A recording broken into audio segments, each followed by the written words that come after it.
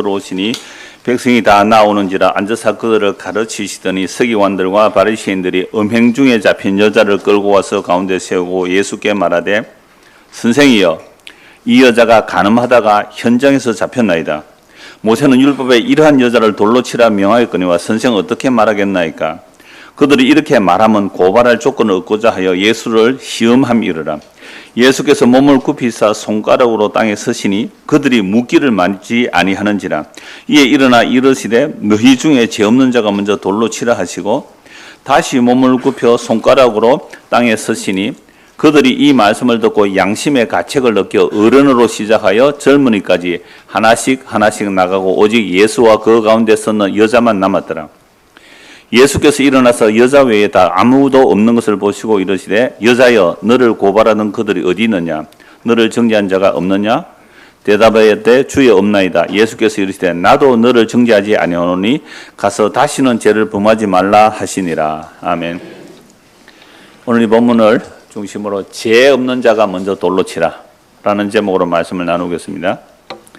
죄 없는 자가 먼저 돌로 치라. 여러분 지난주에 각각 집으로 잘 돌아가셨습니까? 지난주 제목이 뭐예요? 각각 집으로 돌아가고. 근데 각각 집으로 돌아가기 싫어하는 분들이 계시더라고요. 1남전도하고 2남전도회. 우리 홈페이지 사진이 다 올라져 있어요. 얼마나 집에 가기 싫었으면 1남전도는 이 산행을 하고 2남전도는 진에 가서 또 산책을 하고 그리고 바로 집으로 안 돌아가더라고요. 밥도 먹고 커피도 마시고 교제도 하더라고요. 그런데 결국은 다 집으로 돌아가더라고요. 저도 집으로 돌아갔습니다. 그런데 각자 집으로 돌아갔지만 그렇게 중요한 논쟁, 예수가 그리스도냐 아니냐의 논쟁은 이스라엘 역사상 가장 중요한 논쟁이에요. 이스라엘의 흥함과 쇠함, 이스라엘이 망하고 사는 문제, 이게 그리스도의 문제거든요. 왜요? 구약의 모든 선지자들이 그리스도의 오심을 예언하고 있거든요. 하나님이 영원전에 약속하신 그 그리스도. 그래서 이 역사 속에 아브라함, 이삭, 야곱을 통하여 모세를 통하여 다윗을 통하여 수많은 선지자를 통하여 그리스도가 오실 거야, 그리스도가 오실 거야. 이스라엘의 살고 죽음이 어디에 달렸다고요? 그리스도에 달렸어요. 이스라엘의 흥함과 패함이 그리스도에 달렸단 말이에요. 그 중요한 논쟁. 여러분 대한민국이 망하고 사는 그 중요한 어떤 내용이 있다면 이걸 논쟁하면 그냥 흩어지면 애국자가 아니잖아요. 밤을 새워도 끝장 토론해서 논쟁의 결론을 내려야 될 거 아닙니까? 그 이스라엘의 살고 죽는 문제, 이스라엘 백성들이 망하고 사는 문제, 영원한 천국과 지옥이 갈리는 문제가 뭐에 달렸다고요? 그리스도에 달렸어요. 예수가 그리스도냐 아니냐 이 중요한 문제를 논쟁하다가 저녁 때니까 어떻게 했다고요? 집으로 각각 집으로 갔단 말이에요. 밥 먹고 자러 갔단 말이에요. 그러니까 예수가 그리스도냐 아니냐보다 더 중요한 문제가 뭐였어요? 생존이잖아요. 예수가 그리스도냐 아니냐 이거 살고 죽는 문제고 이건 영원히 살고 영원히 죽는 문제거든요. 영원한 천국이냐 영원한 지옥이냐의 문제예요. 예수가 그리스도냐 아니냐의 문제는 그 살고 죽는 영원히 살고 죽는 문제를 논쟁하다가도 뭐 때문에 어떻게 했다고요? 왜 집으로 돌아가요? 생존이 중요해요. 우리가 이 땅에 발뛰고 하는요, 우리가 생존을 중요하게 여기고 살아요. 이건 뭐 누가 가르쳐주지 않아도 생존이 중요함을 알고 살아요. 근데 그들이 그리스도 논쟁을 하다가 각각 집으로 돌아가세요. 그런데 놀랍게도 예수님은 어디로 갔다고요? 감람산으로. 여러분 감람이라는 말 뭐라 그랬어요? 올리브. 올리브라는 그 단어를 한문으로 표기하는 거 뭐예요? 감람. 그러면 그리스도를 한문으로 음력으로 표기해요. 그리스도라는 말이 헬라어거든요. 근데 그리스도 말을 한문으로 표기하면 뭐예요? 두 글자. 중고등학생들? 그리스도를 한문으로 표기해요.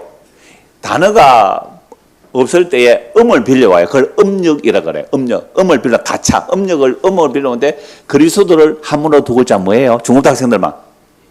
예? 그렇죠. 예수가 그리스도인데 예수는 이 땅에 사람 오신 이름을 예수라고 예수가 그리스도다 이 말이거든요. 예수가 그리스도냐 아니냐의 논쟁인데 그리스도라는 요 네 글자를 한문의 음을 빌려왔어요. 두 글자 뭐라 그래요? 우리가 무슨 교회예요? 중고등학생들 막. 우리가 무슨 교회예요? 기독교. 그러니까 그리스도를 말을 한문으로 음을 빌려온 게 뭐예요? 기독. 그러니까 기독이라고 하면 뭐라고 해야 돼요? 그리스도. 아, 기독교는 그리스도교나. 그러면 어떤 예수가 그리스도임을 믿는 거예요? 십자가에 못 박혀 죽으시고 사흘 만에 살아나신 예수가 뭐예요? 그리스도임을 믿는 게 기독교예요. 이거 작년에 우리 중고등 학생들도 참석했잖아요. 기독교가 무엇인가? 그러니까 우리는 이런 내용보다 뭐가 더 중요해요? 영어 단어가 중요하고 수학 공식이 중요해요. 그러니까 예수가 그리스도다. 이게 기독교거든요. 예수가 그리스도다. 십자가에 너희가 십자가에 못 박혀 죽인 예수를 하나님이 살리시고 주와 그리스도가 되게 하셨다. 그걸 믿는 사람이 뭐라고요? 기독교인이에요. 자, 그러면 여러분 기독교인이에요? 종교 봐서 5명밖에 없잖아요, 우리가 여기에. 여러분들 그 옛날에 종교란 쓰면 이제 기독교 이렇게 쓰거든요. 기독교라고 쓸 때에 적어도 기독교가 뭔지를 알아야 되잖아요. 너희가 십자가에 못 박아 죽여버린 그 예수를 하나님이 다시 살리셨고 주와 그리스도가 되게 하셨다라는 사실을 믿는 사람을 기독교인이라 그래요. 여러분 기독교인이에요? 진짜 내가 예수 죽인 죄인 맞아요? 근데 예수님이 그 피로 오히려 우리를 용서해 주시세요. 그걸 믿는 것을 기독교인이라 그래요. 아니 기독교인인데도 기독교의 기본도 몰라요. 내가 기독교인이라는 것을 뭐로 증명해요? 일요일에 교회에 나오니까요. 그게 무슨 기독교를 증언해요. 오후에 잠시 말씀드릴 텐데요. 거기 가면 뭐 하나투에서 3박 5일 저가에 가장 비수기래요. 지금이 가장 비수기라서 1인당 한 74만 원밖에 안 들었는데요. 성수기는 140만 원 든대요. 근데 저가 항공을 타고 가는데 세상에 5시간 넘게 비행기 타는데 물도 한 잔 안 줘요. 물 한 잔 사면 $2 내래요. 물 한 병, 페트병 하나에 $2 내래요. 와, 물만 다치도 못 마르다. 아, 지금 뭐 얘기하다가 이렇게 흘렀어요? 정말 기독교가 뭐냐? 여러분이 기독교인이라고 말할 때는요, 기독교 말할 때는 내가 예수를 죽인 죄인입니다. 라고 할 때 그게 기독교인은 이제 기초가 되는데요. 베트남에 갔더니 오후에 잠시 얘기하는데 오후에 이거 빼도 되겠죠, 그러면. 그러니까 투어를 하면 원래 물건 파는 데 가요. 그러니까 뭐 침향이라고 들어보셨어요? 되게 비싼 거예요. 우리는 뭐 하나도 사온 게 없는데 지수하는 한 개 사온 거 있어요. 나무로 된 마늘 찍는 통. 그 플라스틱 안 좋으니까 진짜 나무 이렇게 두꺼운 거 깎아서 나무로 지금 6,000원 하더라고요. 재래시장 가니까 그거 하나 사왔는데요. 이제는 마늘 콩콩 찌어야 되는데. 그러니까 이 침향에 가니까 침향 파는 데 가니까 그 베트남 사람들이 섬기는 새 신을 형상화해 놨더라고요. 그 가이드가 이제 설명을 할 때에 이렇게 말하더라고요. 베트남 사람들의 69%가 섬기는 신이래요. 베트남 사람들은 불교 신자도 있고 가톨릭 신자도 있고 기독교 신자도 있어요. 뭐 사회주의 국가이긴 하지만 허락을 받으면 이제 종교 생활을 할 수 있고 예배당 지을 수 있는데요. 그런데 이들이 섬기는 신이 69% 약 70%인데 그러니까 그분이 가이드가 설명해요. 교회를 가든지 그죠? 성당에 가든지 절에 가든지 이 세 사람이 공통적으로 섬기는 신이 있습니다. 무슨 신일까요? 오후에 사진 보여드릴 거예요. 넘어갈게요. 오후에 사진 보내드릴게요. 세 신이에요. 풍요와 다산, 그 다음에 재물, 건강이에요. 그러니까 어떤 여자분이 그 말을 듣더니 한 번씩 쓰다 듣고 가래요. 그래 아이는 이미 낳고 좀 나이가 들은 중년 여성이 세상에 재물의 신을 막 쓰다 담는 거예요. 두 번, 세 번. 왜 그럴까요? 돈 달라고. 그러니까 보세요. 불교든 기독교든 천주교든 그 가이드 하는 말이 맞아요. 결국 풍요와 다산, 재물과 건강 이걸 구하고 있다면 교회 다녀도 기독교는 아니에요. 그거 구한다면 교회 다녀도 기독교, 그 우상숭배자거든요. 오늘 말씀에 이런 게 다 나와요. 자, 그래서 우리는 각각 자기 집으로 갔지만 예수님이 어디로 가셨다고요? 감람산으로 갔어요. 감람은 그 올리브거든요. 그래서 그리스도, 예수가 그리스도인데 이 감람을 기름 짜는 거 말씀드렸잖아요. 볶지 않아요. 생 올리브를 압착해서 기름을 빼내거든요. 그리스도의 신 예수님이 겟세마네 올리브 짜는 틀 있는 그곳에서 자기를 억지어서 기름을 흘러보내네요. 그래서 겟세마네에서 기도하실 때에 땀이 핏방울 떨어지듯이 떨어지는 거죠. 예수님 자기가 억지어서 기름을 흘려보내요. 그래서 우리가 예수를 믿는다는 것은요, 기도, 그리스도 기름 부음 받은 자, 예수님의 그 억지어진 기름이 우리에게 뭐라는 거예요? 흘러오는 거예요. 이게 이번 여름 수련의 주제예요. 그 형제가 동거하여 연합함이 어찌 그리 아름다운 거. 아론의 머리에서 기름이 막 흘러차고 넘쳐요. 제사장에서 기름이 머리에서 막 흘러차고 넘쳐요. 그 기름 부음. 예수 그리스도가 그리스도인데요. 그리스도가 쥐어 짜져서 압착되어서 기름이 흘러나와요. 그래서 누구든지 예수를 믿는 자는 그리스도의 영임이에요. 기름 부음이 있는 거예요. 너희 가운데 기름 부음이 있기 때문에 이건요, 목사만 기름 부음 받는 거 아니에요. 모든 예수 믿는 자, 성령 임한 자를 기름 부음 받은 자라 그래요. 그래서 너희에게 기름 부음이 있으니 누가 너희를 가르칠 필요가 없다 그랬어요. 정말 기름 부음이 있으면 여러분들이 이제 말씀 묵상하고 말씀 적용하고 말씀의 뜻을 알고 사는 거예요. 이게 주의 기름 부음이거든요. 주의 기름 부음. 이게 지금 예수님께서 감람산으로 그렇게 해주시는 거죠. 우리는 다 각자 제 길로 갔을지라도, 각자 자기 집으로 갔을지라도 예수님 홀로 기도하셔서 우리에게 기름 부음을 오늘도 뭐 한다고요? 흘러보내 주시고 있는 거죠. 성령을 오늘도 부어주시고 계시는 거예요. 그래서 우리가 뭐 할 수 있는 거예요? 십자가에 죽은 예수를 그리스도로 믿게 되는 겁니다. 내가 죽인 예수 그리스도, 내가 죽인 예수가 그리스도요, 하나님의 아들이요, 그분이 영원한 하나님이라는 것을 믿는다는 것은요, 성령의 기름 부음이 없어서는 절대 믿을 수 없는 거죠. 자, 오늘 보면 1절에서 2절 보십시오. 요한복음 8장 1절에서 2절입니다. 53절 지난주보다 다 각각 집으로 돌아가고 예수는 어디로요? 감람산으로 가시니라. 감람산으로 가셨다가요, 아침에 다시 성전으로 들어옵니다. 백성이 다 나옵니다. 예수님을 보러 오는 거죠. 앉아서 그들을 가르치시니라. 성전 뜰에서 가르치신 것이지 성전 안에는 못 들어가죠. 예수님께서 안 들어가시죠. 왜요? 다윗의 집하러 오셨잖아요. 레위 집하러 오신 게 아니라 성전 뜰에서 사람을 가르치니까 사람들 수많이 이제 몰려들어오는 겁니다. 그런데 예수님께서 오시니 앉아서 가르치죠. 그런데 예수님은 서서 말씀하시기도 해요. 외쳐서 말씀하시기도 해요. 요한복음 7장 17절 한번 보실래요? 바로 앞에 있으니까요. 요한복음 7장 요한복음 7장 17절? 17절 아니네요. 제가 헷갈린다 그랬죠? 요거는 오타가 난 것 같아요. 그러니까 예수님께서 서서 외쳐 가르치십니다. 서서 외쳐 가르치세요. 그게 이제, 몇 절 나와요? 28절입니다. 그거 좀 고쳐주세요. 제가 지난주 원고를 작성해놓고 갔는데요. 요한복음 7장 28절입니다. 예수께서 성전에서 가르치시면 어떻게 해요? 외쳐 이르시되, 너희가 나를, 이건 아니잖아요. 이거 서서는 없잖아요. 하여튼 그런 말씀이 있어요. 나중에 찾아서 다시 고쳐놓을게요. 몇 절요? 37절. 그렇네요. 요한복음 7장 17절에 아니고 뭐예요? 37절. 자, 같이 한번 읽어보세요. 시작. 명절 끝날 곧 큰 날에 예수께서 서서 외쳐 이르시되 누구든지 목마르거든 내게로 와서 마시라.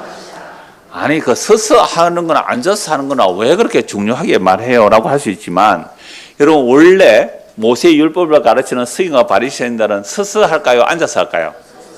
앉아서 합니다. 그래서 회당에 가면 이 강대상 우리 뒤에 의자 있잖아요. 이런 의자를 모세의 의자라 그래요. 그래서 율법을 가르치는 사람은요, 앉아서 가르치고요, 듣는 사람은요, 서서 들어야 돼요. 우리는 거꾸로 해요, 그죠? 이게 복음이잖아요. 여러분 다 서고 저는 앉아서 가르쳐야 돼요. 어떻게 선생님이 서서 학생들이 앉아서 가르치겠어요? 하여튼 서서 가르쳤어요. 그런데 놀랍게도 오늘은 어떻게 하신다고요? 앉아서 가르치시죠. 그래서 마태복음 5장에 보면 예수님께서 산에 오르시니 사람들이 나온지라. 제자들이 나온지라. 산에 오르시니. 그래서 산상수훈이라고 해요. 산 위에 오르서 뭐 하시고요? 앉으시니. 앉아서 가르쳐요. 그러니까 모세가 가르친 그 자리에, 모세 율법을 가르치는 자리에 예수님이 앉으셨어요. 모세가 이렇게 말했지, 그런데 나는 이렇게 말해. 이게 마태복음 5장, 6장, 7장이에요. 그러니까 예수님은 누구보다 높으신 거예요? 모세보다 높다는 거예요. 모세를 내가 보냈다는 겁니다. 예수님께서. 모세가를 내가 보냈다. 그래서 모세는 내 뒤에 오실 그분의 말을 들으라 그랬거든요.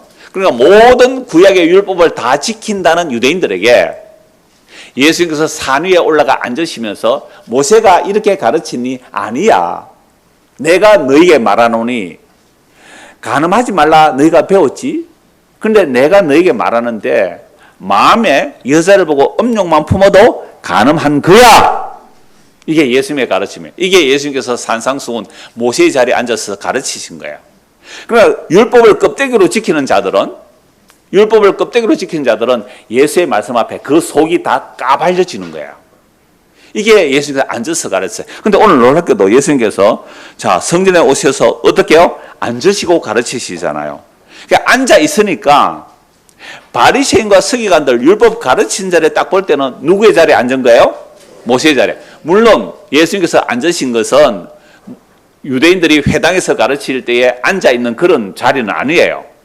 그러니까 율법 말씀을 가르치니까 이 바리새인 서기관들 앉아서 가르치는 자들인데 예수를 딱 보고 저렇게 앉아서 가르친다. 그러면 자기가 모세 율법을 가르치는데 라는 생각을 가지고 예수님께 질문하는 거예요. 그래서 마태복음 23장 2절에 보면요. 서기관들과 바리새인들이 모세의 자리에 앉아 있다고 말씀해요. 모세의 자리에. 그러나 그들의 말하는 바는 행하고 지키되 그들이 하는 행위는 본받지 말라 그래요. 모세의 자리에 앉아서 말씀을 전해요. 근데 그 말씀을 너는 행하지만 그러나 그들의 행위는 본받지 말라. 왜 서기관과 바리새인들이 그 행위를 본받지 말라고 했을까요? 이 마태복음 23장 1절 3절에 나오는 말씀이거든요.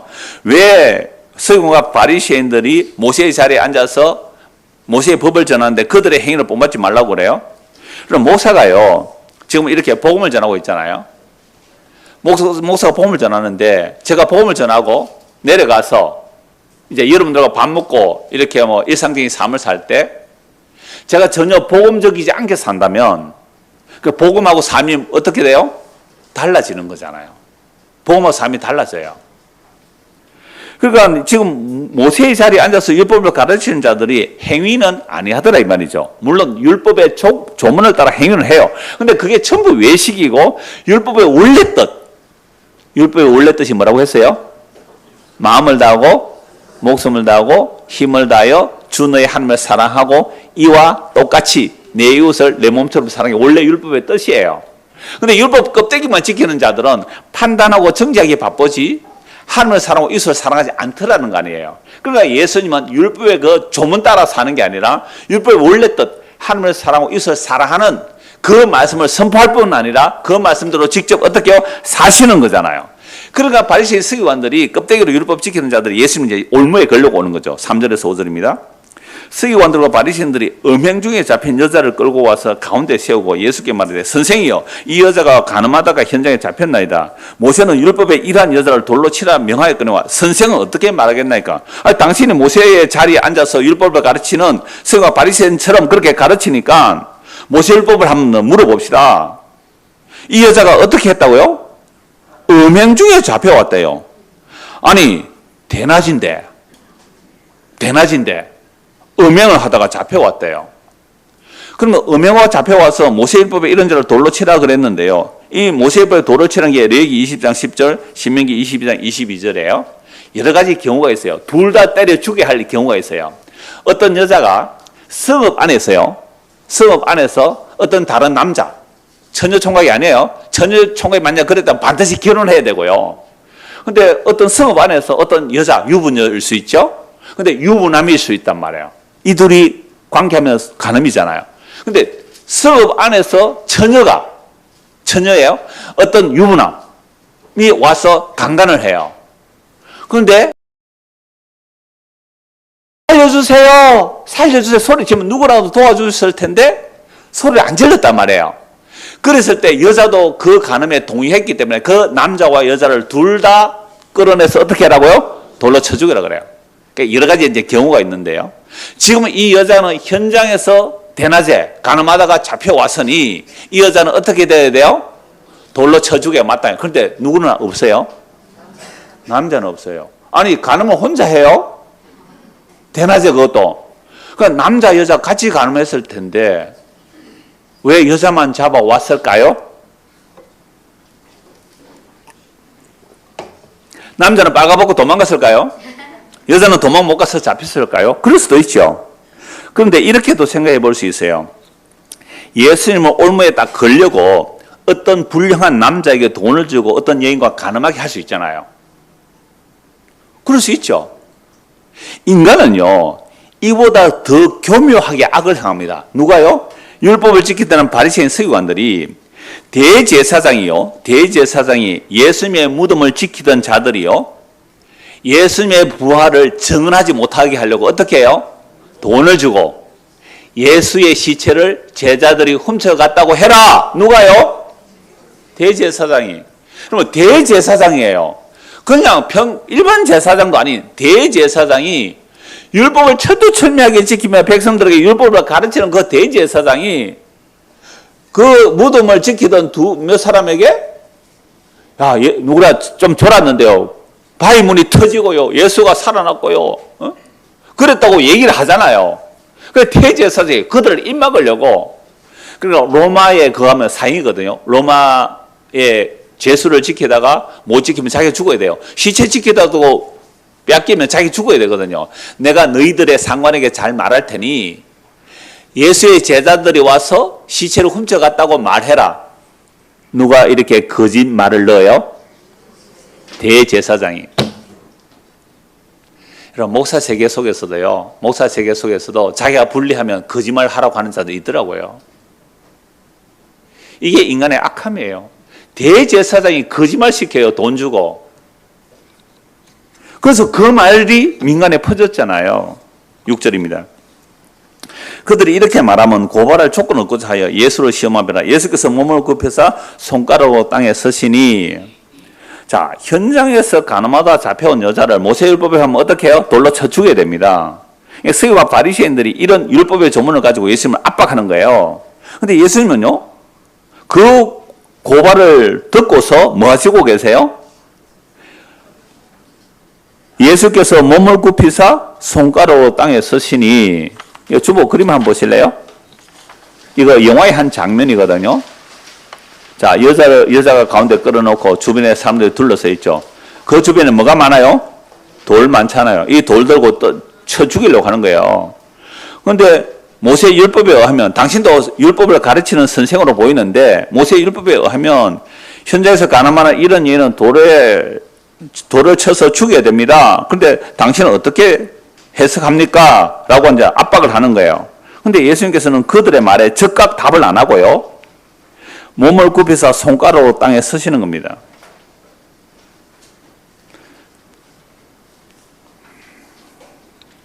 그들이 묻기를 맞이 아니하는지라 이에 일어나 이르시되 너희 중에 죄 없는 자가 먼저 돌로 치라. 여러분, 사람들이 지금 흥분해 있잖아요. 군중들이 손에 돌 들고 모세 율법에 하면 저 여자를 돌로 쳐 죽여야 됩니다. 당신은 어떻게 하겠어요? 여러분, 예수님께서 여기서 답변을 잘못하면 어떻게 돼요? 모세 율법을 어기는 자로 정죄당할 수 있고, 또 하나 돌로 쳐 죽이라 그러면요, 로마법에 걸려요. 로마법에 걸린다고요. 그래서 요한복음에 보면요, 우리는 처형할 권한이 없습니다라고 해요. 예수를 십자가에 못 박아 죽이라, 예수를 십자가에 못 박아 죽이라 그러니까 빌라도가 아니 너희 종교법이 있지 않느냐, 로마법에 의하면 이 예수를 상형시킬 죄가 아니다. 이건 종교에 관한 법이니까 너희 종교법이 있잖아, 율법이 있잖아. 그 율법대로 예수를 처형하라고 해요. 그때 군중들이 말해요. 우리의 법에 의하면 이 예수는 죽어 마땅한 죄인입니다.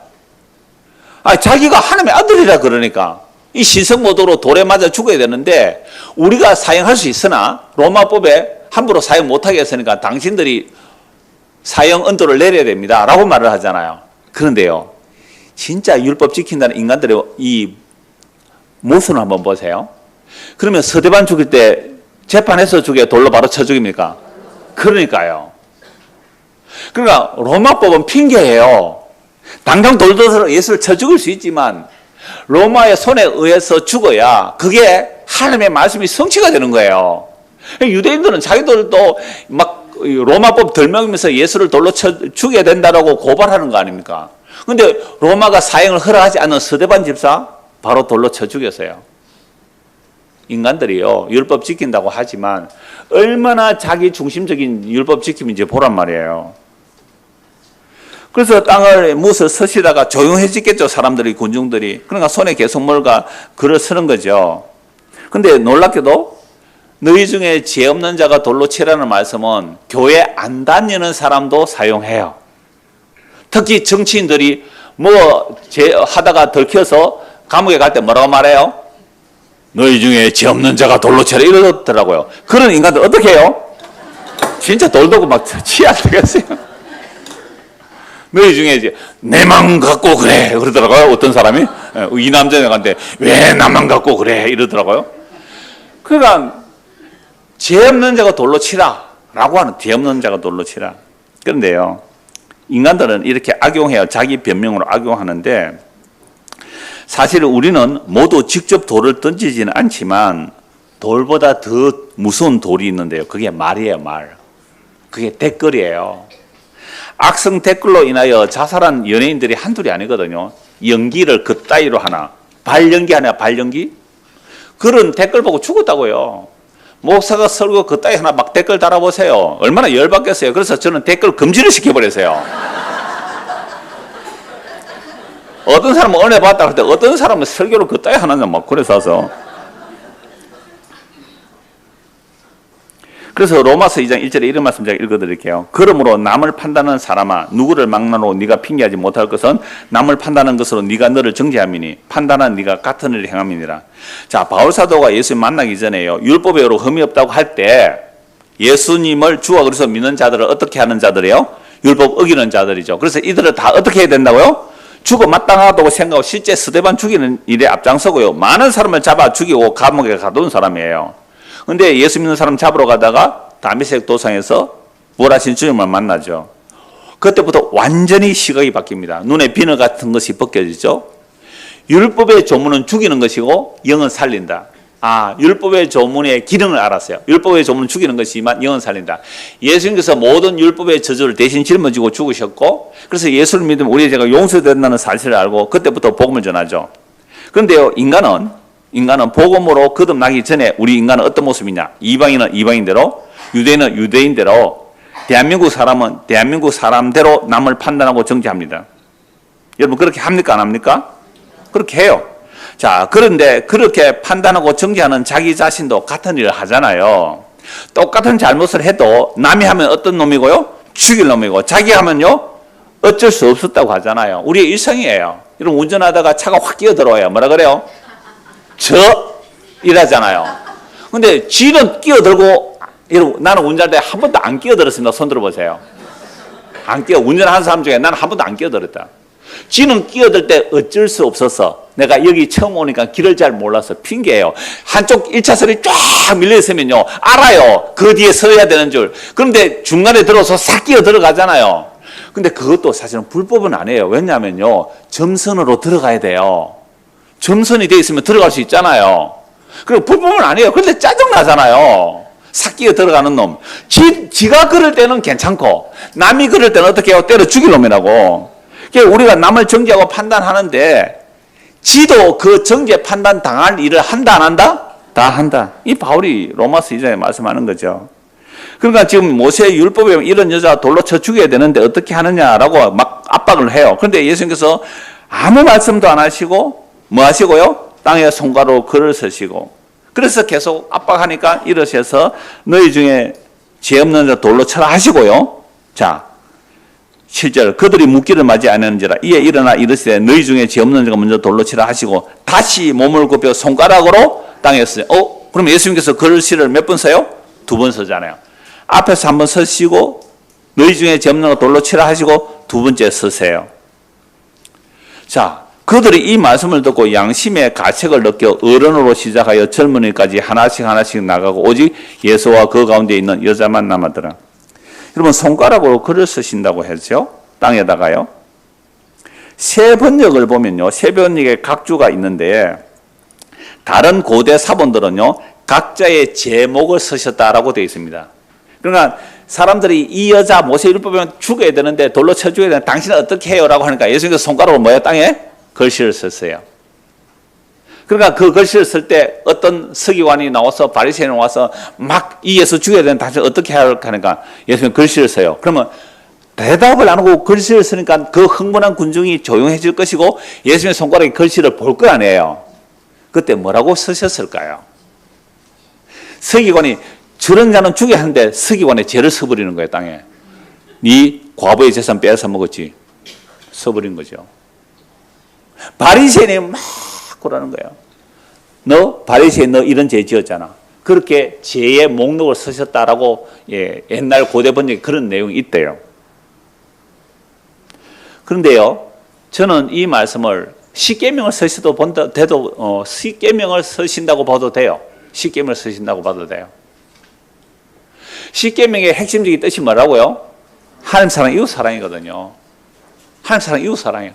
율법으로 하여금 죄가 뭔지 알게 하시고 그 율법의 저주를 받아야 할 대신 저주받는 분, 그분이 이 땅에 오셔서 그들 앞에 죄 목록을 써버리죠. 율법을 써버리죠. 그래서 산상수훈의 말씀은 율법 지키는 자들 모두 죄인 만들어버리는 거예요.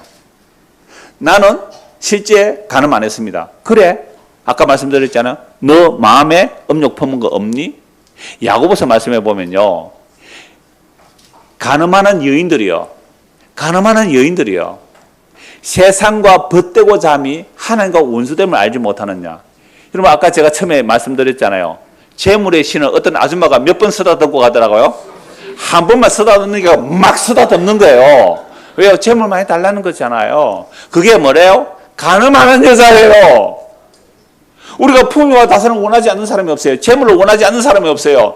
건강을 원하지 않는 사람이 없다고요. 종교와 아무 상관없어요. 모든 종교의 공통점은 그거예요. 풍요와 다산, 재물의 늘어남, 그 다음에 건강이에요. 이거 성경에 있으면 그 전부 우상숭배거든요.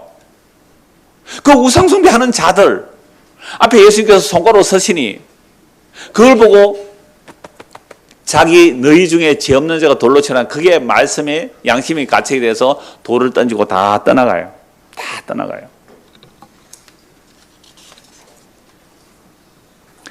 여러분, 이 흙에다가 기록되는 사람이 있거든요. 그래서 어떤 주석에 보면 이런 말씀이 있는데요. 예수님께서 손가락으로 땅에 서셨다 말은 지금 돌 들고 서기관 바리새인들이 이 여자 현장에서 가늠한 여자 이거 돌로 쳐줘야 되는데 어떻게 합니까? 하는 자들, 그들이요 흙에 기록된 자들이에요.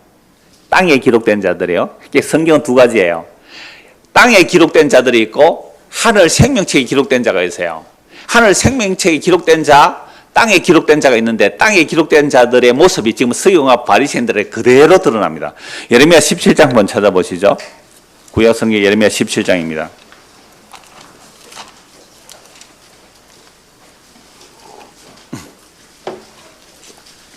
예레미야 17장 13절. 자, 이스라엘의 소망이신 여호와여, 무릇 주를 버리는 자는 다 수치를 당할 것이라. 무릇 여호와를 떠나는 자는 흙에 기록이 되오리니 이는 생수에 거느신 여호와를 버림이니라. 자, 흙에 기록이 된다. 그러면 예수님께서 손가락으로 지금 어디다 글을 쓰시죠? 흙에다가, 땅에 글을 쓰시잖아요. 그러면 예레미야 17장 13절을 아는 사람들은 예수님의 손가락으로 땅에 글을 쓰시는 의미를 아는 거예요. 의미를. 자, 이스라엘의 소망이신 여호와여, 무릇 주를 버리는 자는 다 수치를 당할 것이다. 이 수치는요 부끄러움인데요. 여러분, 자존심 상한다고 막 자살하는 사람도 있잖아요. 그러나 그건 자존심 상하는 것은 오히려 회개할 기회가 되는데 자기 이름을 너무너무 사랑해서 자살하는 거 아니에요. 그러나 영원한 수치다. 이 수치는요 지옥 가는 수치거든요. 그러니까 누가 그렇게 영원한 복음을 당하느냐라고 하면 흙에 기록되는 자예요. 그럼 흙에 기록된 자가 누구예요?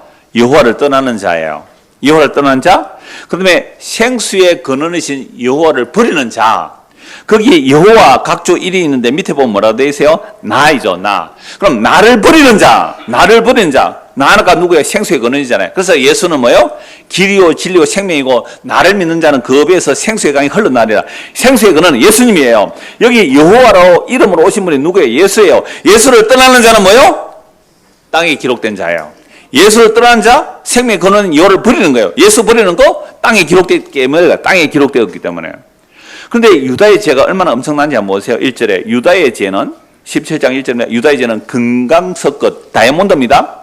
끝 철필로 기록되되 그들의 마음판과 그들의 제단뿔에 새겨졌다. 우리 마음이 얼마나 단단했으면, 우리 마음이 지약으로 얼마나 단단했으면 뭘로 기록됐다고요? 죄가 금강석 끝 철필로 기록되어 있다. 지워집니까? 안 지워집니까? 안 지워지잖아요. 이런 금강석은 다이아몬드거든요.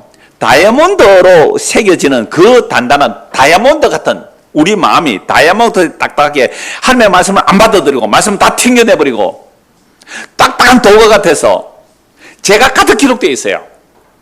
그래서 새언약의 능력만이 딱딱한 돌과 같은 마음이 부드러운 살과 같은 마음이 돼서 말씀에 박혀 들어오거든요.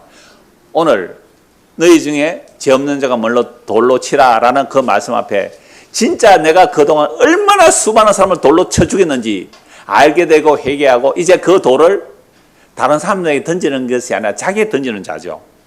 회개하고 예수 믿는 자, 이게 돌과 같이 딱딱한 마음이 살과 같이 부드러운 마음이 되어서 말씀에 박히는 자들이에요. 여러분, 말씀이요, 이렇게 하는데 너희 중에 죄 없는 자가 돌로 치라 하는데, 여러분 오늘 아침부터 지금 이 시간까지, 우리 눈 뜨고 이 시간까지 남정죄 판단 했습니까? 안 했습니까? 교회에서 오는데, 교회에서 여기까지 오는데 차를 주차하고 일단 올라오면서까지 우리는 온갖 정죄 판단을 다 했단 말이에요. 그러니까 우리의 마음판이 얼마나 단단한지 9절 보실까요? 만물보다 거짓되고 심히 부패한 것이 마음이라 누가 너희 이것을 알겠느냐. 그래서 결국은 땅에 기록된 자들은 우상숭배자들이에요. 17장 2절에서 6절 보면 전부 우상숭배거든요. 그 우상숭배자들 2절에서 4절 우상숭배자예요. 이들은 생명수를 못 받아요. 그런데 예수 믿는 사람은 생명수를 공급받는다라고 말합니다. 그래서 7절 보세요. 그러나 무릇 여호와를 의지하며 여호와를 의뢰하는 그 사람은 복을 받는다. 이 복이 뭐예요? 생수의 근원이신 예수 그리스도를 믿고 그분으로부터 생명을 받는다. 이렇게 말씀하는 거잖아요. 자, 그래서 땅에 기록된 자의 특징이 뭐라고요? 땅에 기록된 자들의 특징? 자기 죄는 못 보고 누구 죄만 봐요? 남의 죄만 보는 거예요. 이게 땅의 죄들이죠. 이래서 세상이 요란해. 우리 중고등 학생들 어제 죄에 대해서 얘기했잖아요. 자기 중심적인 선악 판단. 그래서 세상은 늘 요란해요. 늘 요란해요. 제가 24년 전에 이 본문 설교를 조금 자구만 좀 수정해서 다시 옮겼는데 한번 쭉 읽어드릴게요. 24년 전에 제가 이런 설교를 했어요. 예수님이 두 번 글을 쓰셨습니다. 이것은 구약에서 율법을 받을 때를 보여주고 있습니다. 출애굽한 이스라엘 백성들이 홍해를 건너 시내 산 앞에 왔습니다. 여러분 출애굽이 다 읽었죠? 중고등 학생들? 읽었죠? 이게 기억나야 돼요. 안 그러면 찾아서 읽어봐야 되는데요. 자, 잘 들어보세요. 출애굽하고 무슨 일이 일어났는지 한번 보세요. 출애굽한 이스라엘 백성들이 홍해를 건너 시내 산 앞에 왔습니다. 모세가 시내 산에 올라가 하나님이 친히 돌판에 서신 십계명을 가지고 내려올 때 밑에서는 뭐하고 있었어요? 금송아지 만들어서 이게 우리를 권 하나님을 섬겼잖아요. 여러분 금송아지 섬기는 거 베트남 사람도 금송아지 섬겨요. 우리도 섬기고요. 모양은 다르지만 전부 재물의 신을 섬긴다고요.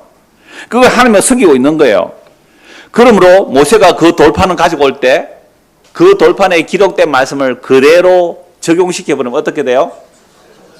다 죽죠. 너는 나 외에 다른 신을 두지 말라. 근데 뭘 신으로 섬기고 있어요? 금송아지 섬기고 있잖아요. 너는 나 외에 다른 신을 섬기지 말라. 하늘에 있는 것이나 땅에 있는 것이나 땅 밑에 있는 것이나 물속에 있는 어떤 형상도 만들지 말라. 근데 금송아지를 형상으로 만들어놓고 섬기고 있으니까 1계명, 2계명 뭐 하는 거예요? 어긴 거죠. 율법의 돌판 그대로 적으면 그들 다 죽여야 돼요. 세 번째, 여호와 이름을 망기되이 걷지 말라. 네 번째, 안식일에 거룩하게 지키라. 그게 여호와의 절일이래. 여호와의 절일. 이게 안식이라고 금송아지 한번 먹고 마시고 춤추고 뛰고 노는 거예요. 모세의 율법을 들고 와서 어떻게 해요? 그대로 비추어버리면 다 죽는 거죠. 모세가 여호와의 돌판을 어떻게 해요? 바닥에 던져서 깨뜨려버려요. 돌판을 깨뜨려버려요. 이럴 때는 진짜 돌판 하나 들고 와서 퍼포먼스 해야 되는데 그냥 바닥에 꽉 내려서 팍 깨지는 거 봐야 돼요. 돌판을 던져서 깨어지는 거 보여야 돼요. 만약 그 돌판이 안 깨졌으면 어떻게 해요? 다 죽는 거죠. 다 죽는 거예요. 우리 하나님 말씀이요, 안 깨지면 다 죽는 거예요. 제가 24년 전에 이 설교할 때 이렇게 말씀을 드렸어요. 그런데 하나님의 말씀이 끼어졌지만 그 말씀의 뜻은 계속 성취가 돼야 돼요. 그래서 돌판을 만들어서 다시 시내산에 올라가죠. 하나님께서 친히 새겨주세요. 그러니까 하나님이 두 번 서셨잖아요. 맞죠? 하나님 두 번 그러셨잖아요. 구약에서 모세 처음에 하나님의 손으로 새겨준다고요. 이거 모세라는 영화 보면요, 하나님의 손가락에서 불이 나와서 그 자자작 서시다. 하나님의 손가락이 직접 서주셨어요. 십계명이. 근데 그 첫 번째 돌판이 어떻게 해요? 깨어져요. 두 번째 모세가 올라가는 그 하나님이 또 서주세요. 그럼 그 첫 번째 돌판과 두 번째 돌판 사이에 뭐가 있어요? 모세의 중보가 있죠. 오늘 찬송 160편 2절에 헛되이 아니요, 이 찬송 말고 161장 161장 2절 보세요. 할렐루야, 우리 예수 왕의 왕이 되시고 우리들 뭐요? 중보 되심. 그러니까 모세가 중보자 역할을 하는 거예요. 하나님, 이 율법대로 하면 얘들 다 죽어 마땅합니다. 그런데 만약 율법 이들 다 죽여버린다면 하나님이 능력이 없어서 이들을 약속의 땅에 못 들여놓았다고 하나님의 당신의 이름을 위하여 이들 용서해 주세요.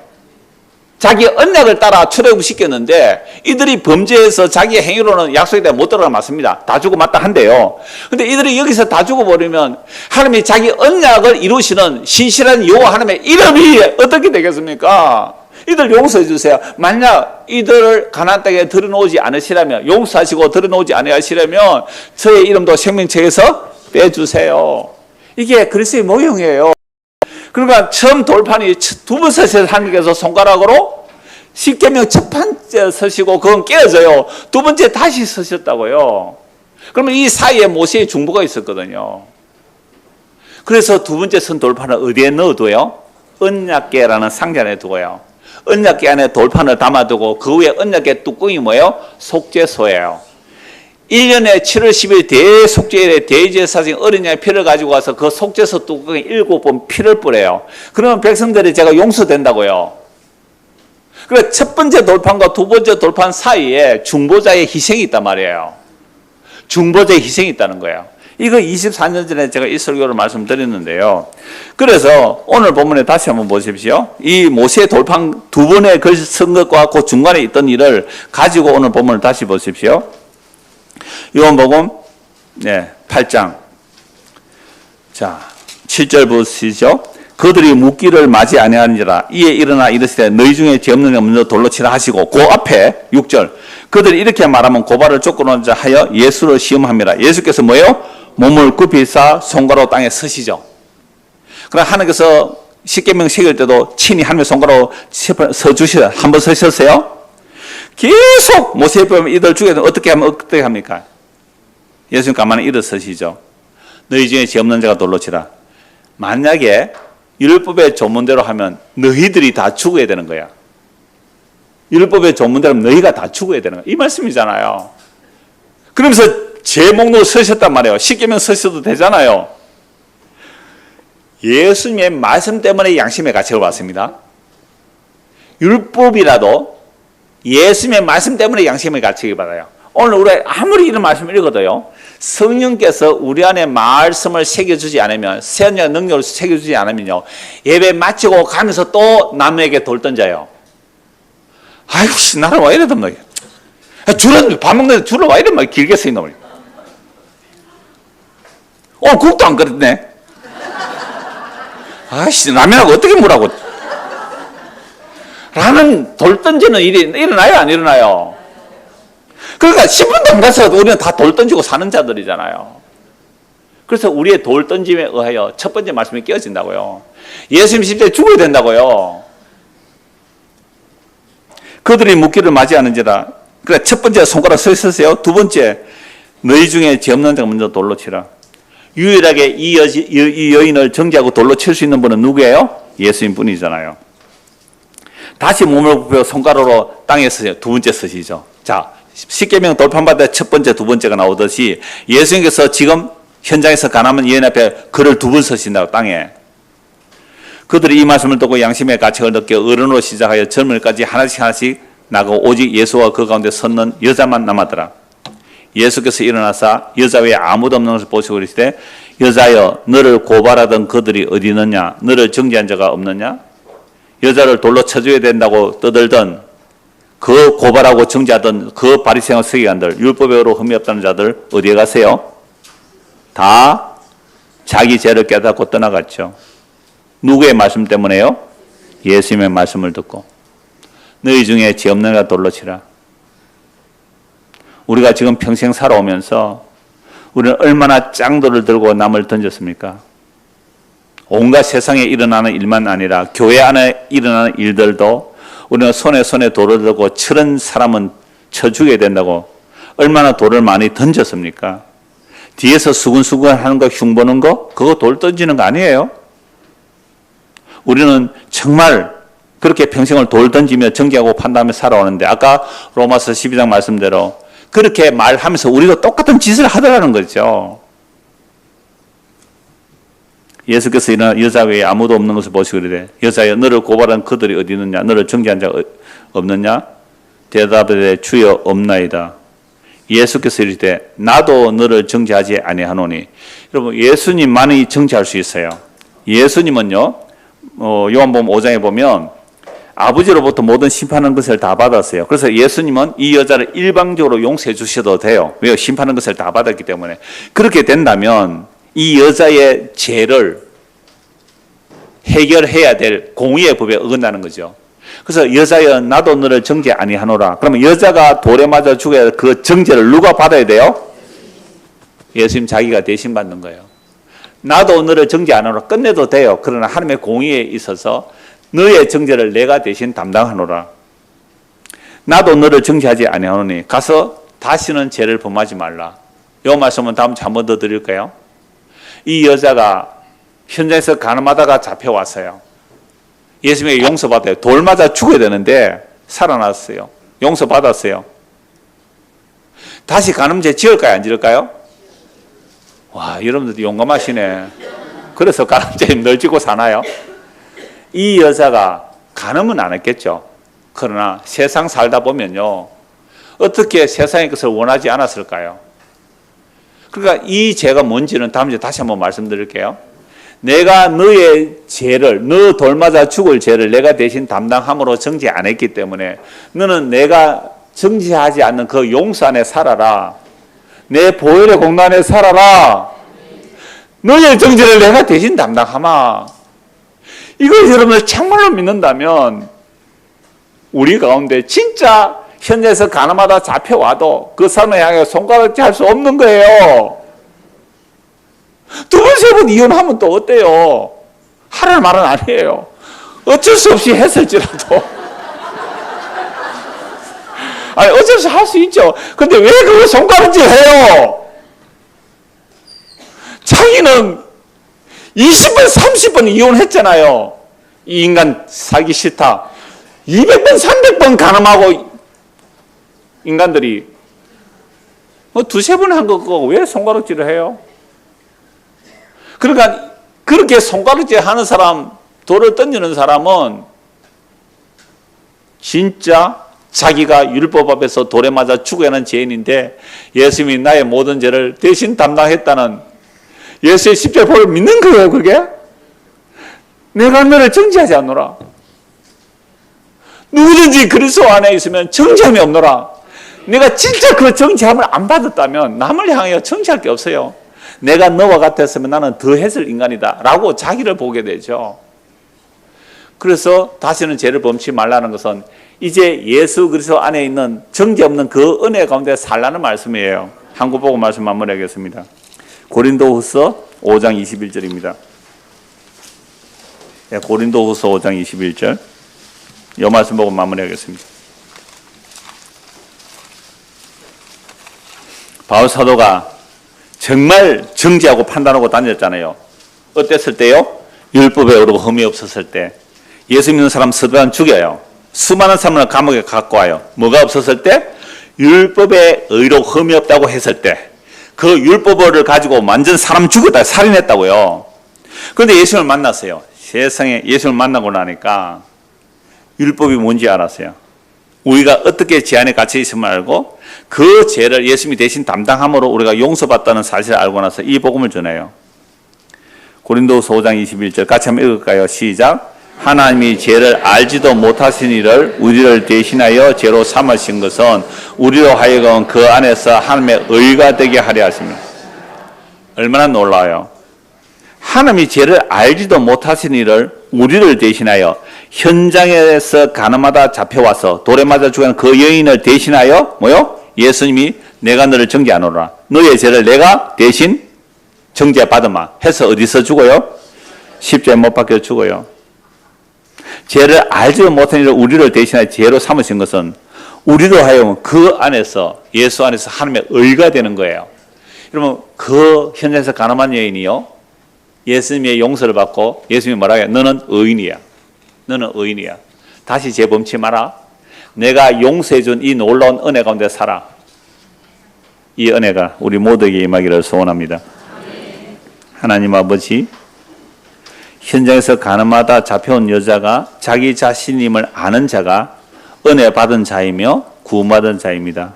우리의 모임 가운데서도 내가 현장에서 가늠하다 잡혀와서 예수님의 정죄하지 아니하심, 우리의 정죄를 예수님께서 십자로 대신 담당하셨다는 이 놀라운 복음의 말씀이 우리의 일상에서 나타날 수 있도록 은혜를 베풀어 주시옵소서. 예수 그리스도 이름 받도록 기도드리옵나이다. 아멘. 388장. 우리 안에는요, 진짜 죄와 악이